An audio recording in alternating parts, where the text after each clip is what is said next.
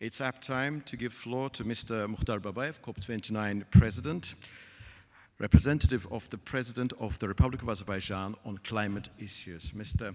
Babayev, floor is yours. Thank you. Distinguished representatives of civil society, dear friends, welcome to Azerbaijan. Good morning. Salam alaikum. It is a true honor to join you today for the first General Assembly of the Global South NGO platform. Under the leadership and vision of President Ilham Aliyev, Azerbaijan has consistently promoted dialogue, multilateral cooperation, and stronger engagement among developing countries, including throughout our COP29 presidency. Today's gathering is not only an institutional milestone, it is also a continuation of the spirit of solidarity, dialogue, and cooperation that emerged during COP29 in Azerbaijan.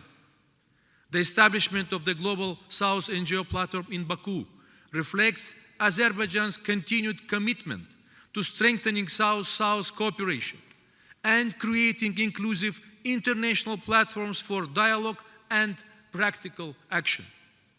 This platform is much more than a space for dialogue. It is a force for action. In 2024, during our meeting with representatives of NGOs and civil society organizations ahead of COP29, we emphasized that climate action cannot succeed without strong public participation, civic engagement, and social ownership. Today, seeing this platform convene for its first General Assembly in Baku, it is a clear demonstration that this vision is becoming reality. I would like to express my sincere gratitude to all NGOs, volunteers, experts, and representatives of civil society who contributed to the success of COP29. Your role was truly significant. From consolidation of ideas and proposals to the awareness-raising activities, including in the Green Zone and various pavilions, civil society made an important contribution in building trust, dialogue, and inclusiveness during the COP29 process. The successful adoption of the major COP29 decisions was also supported by the active engagement and constructive participation of NGOs and civil society representatives. For this, I would once again like to express my deep appreciation for all of you. Dear friends, we live in a time when the adverse effects of climate change are increasingly affecting societies around the world, particularly those who have contributed the least to the problem.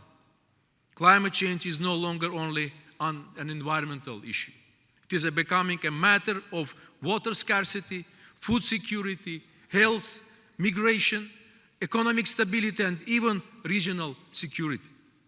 According to the World Meteorological Organization, 2024 was confirmed as the hottest year ever recorded globally, with global temperatures approximately 1.55 degrees Celsius above pre-industrial levels, where the last decade has been the warmest in modern history. The number of weather-related disasters has increased approximately fivefold over the last 50 years, causing economic losses exceeding $4.3 trillion globally. Today, around 3.6 billion people live in areas highly vulnerable to climate change impacts. According to the international assessments, nearly half of the world population experiences severe water scarcity during at least part of the year. Around 2 billion people worldwide still lack access to safely managed drinking water services.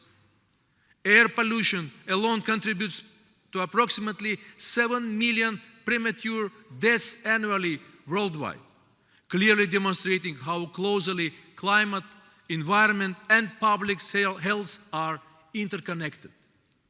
Today, more than 55% of the world's population lives in urban areas, And this figure is projected to reach nearly 70% by 2050.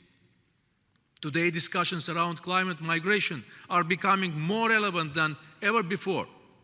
According to the World Bank projections, climate impacts could force more than 216 million people to move within their countries by 2050 without sufficient climate and development action. This issue is particularly important for regions facing water stress and environmental degradation. Dear friends, the Caspian Sea, which is of vital importance for our region, is also experiencing serious consequences of climate change. Over recent years, the decline in the water level of the Caspian Sea has accelerated significantly, creating growing environmental, economic, and social risk for coastal communities, ecosystems, transport connectivity, and regional infrastructure. Communities across the global south, including small island developing states, least developed countries, and landlocked developing countries, continue to face the devastating impacts of rising temperatures, environmental degradation, and extreme weather events. Yet these communities also demonstrate remarkable resilience, innovation, and leadership in advancing sustainable solutions. The world today is also witnessing growing geopolitical tensions, conflicts, and instability. Unfortunately, wars and conflicts, including those taking place in our broader neighborhood, both to the north and to south, create serious humanitarian, environmental, energy, and social consequences. They damage ecosystems, pollute water, air, and soil, and create new risks for health, livelihoods, and sustainable development. Another threat is mining in conflict areas. We're also facing this threat with hundreds of victims in liberated Karabakh and Eastern Zangezur regions. Dear friends, in such a period, the voice and role of civil society become even more important. We need stronger solidarity, stronger dialogue, and stronger cooperation among societies.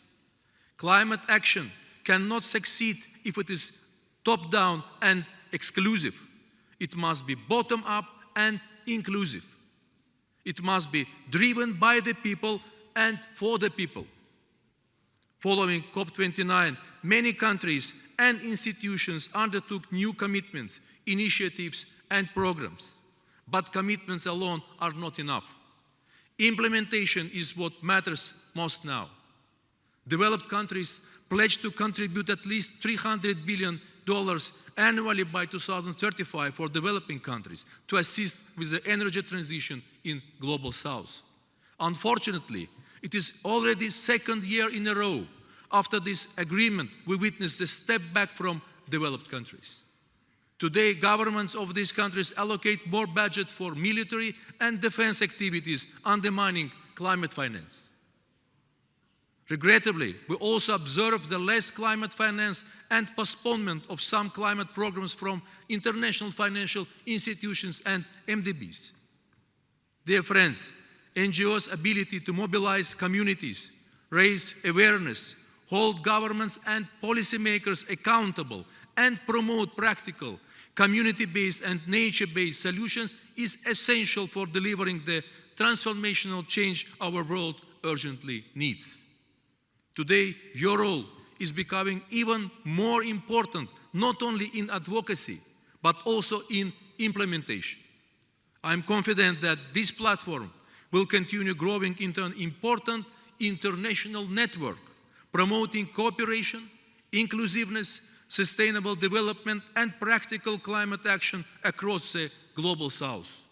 I once again congratulate all of you on this important occasion, and I wish the platform every success on its future activities. I thank you.